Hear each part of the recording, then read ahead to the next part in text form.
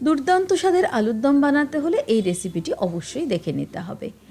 Mixing জারে কয়েক টুকরো আদা, কাঁচা লঙ্কা, চারমগজ, কাজু বাদাম, টমেটো, জিরে গুঁড়ো আর লাল লঙ্কা গুঁড়ো দিয়ে পেস্ট বানিয়ে সাইডে রেখে দিয়েছি।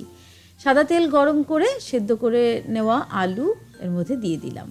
নুন আর হলুদ দিয়ে আলুটাকে ভালো করে ভেজে নিতে হবে লালচে করে। দেখতে পাচ্ছেন আলুগুলো ভাজা হয়ে যাওয়ার পর তুলে নিলাম। ফোড়নে দিলাম গোটা জিরে, এলাচ, দারচিনি, শুকনো লঙ্কা, তেজপাতা। নেড়ে নিয়ে এই পেস্টটা এর মধ্যে দিয়ে দেব। এর মধ্যে দিয়ে দেব পরিমাণ মতো নুন, হলুদ গুঁড়ো আর চিনি। লাল লঙ্কা গুঁড়োও একটু দিয়ে দিলাম ঝালের জন্য। ভালো করে মশলাটাকে কষিয়ে নেওয়ার পর এর মধ্যে ভেজে রাখা আলুগুলো আবারও দিয়ে একটু কষিয়ে নেব। তারপর এর মধ্যে দিয়ে দেব উষ্ণ গরম জল। আলুটা যেহেতু আগে থেকেই সেদ্ধ করা ছিল, বেশি সময় একদমই লাগবে না। 5 থেকে 7 মিনিট রান্না করে নেওয়ার পর আলুর দমটা কিন্তু একদমই তৈরি প্রায়।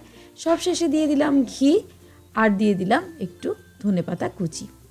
এভাবেই আমি ঢাকনা বন্ধ করে রাখবো 5 মিনিট, তারপর এটাকে সার্ভ করে নিয়েছি।